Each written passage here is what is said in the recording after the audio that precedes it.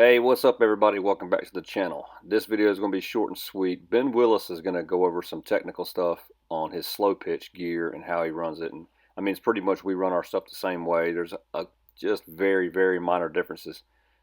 For instance, Ben runs hooks on both ends of his jigs. In most cases, I do not. But that's just us. Check this out. Watch the video. See how Ben does his stuff. And hopefully you will gain some knowledge and maybe learn how to rig your own stuff. What's up, guys? Ben here. I've been promising Mike for a while that I would do one of these. I'm gonna do a little slow pitch tutorial and a few things that I like to do with my slow pitch, and hopefully everybody will learn a little something and might get a little sparking interest on slow pitch.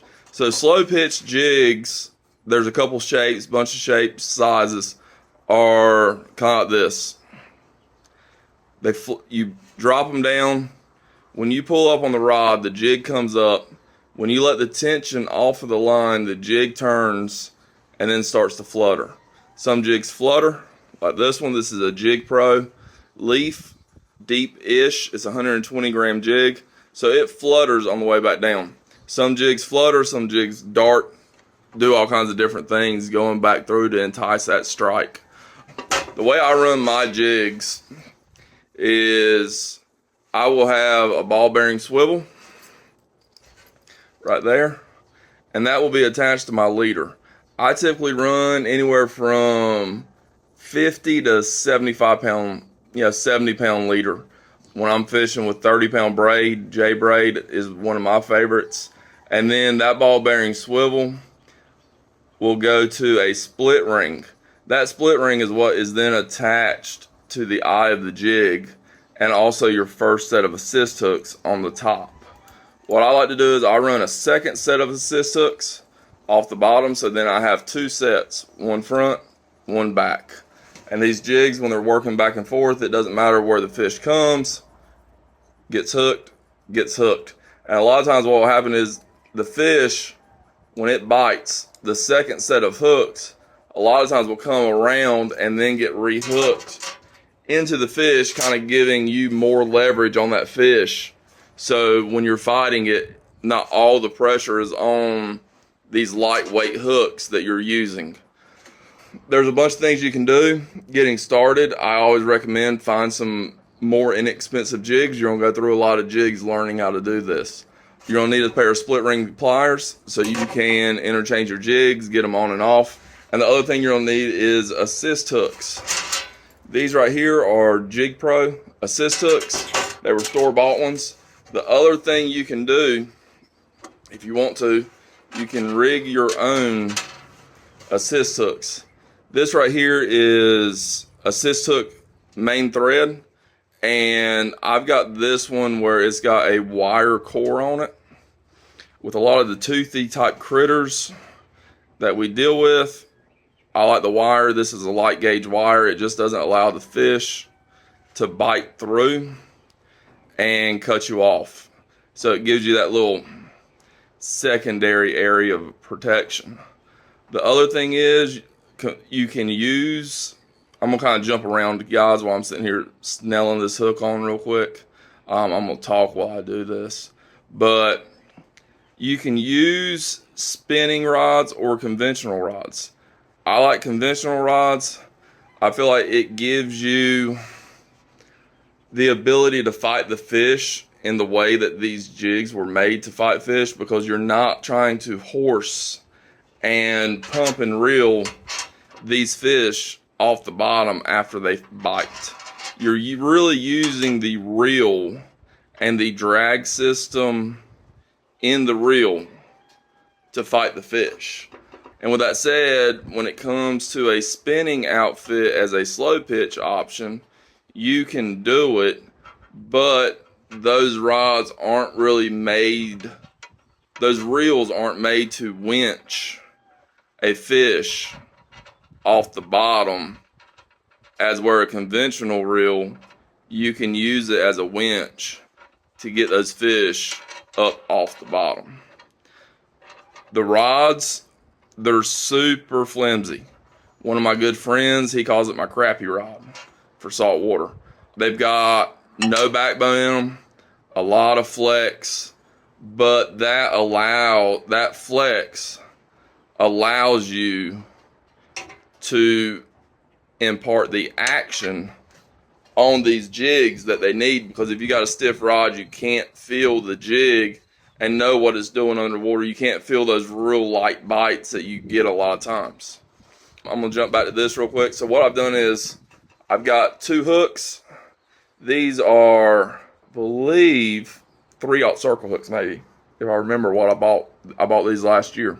But what I've done is I've gone there and I've nailed the hooks on. I'm gonna trim this off in just a second. So I've got those hooks nailed on. With these assist hooks, you want the barbs of the hooks to face one another once you get that tight. How I'm gonna get this attached on is I've got these solid rings.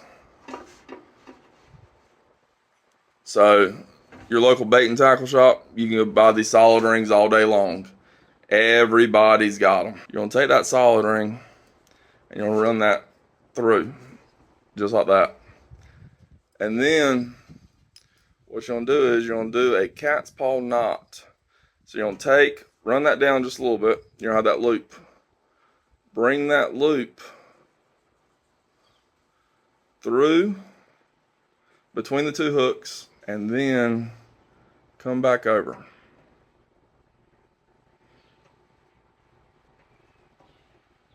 Pull down. While you don't have a lot of tension on it, you can kind of play with it. Make sure your hooks are sitting about pretty much the same length as what you want.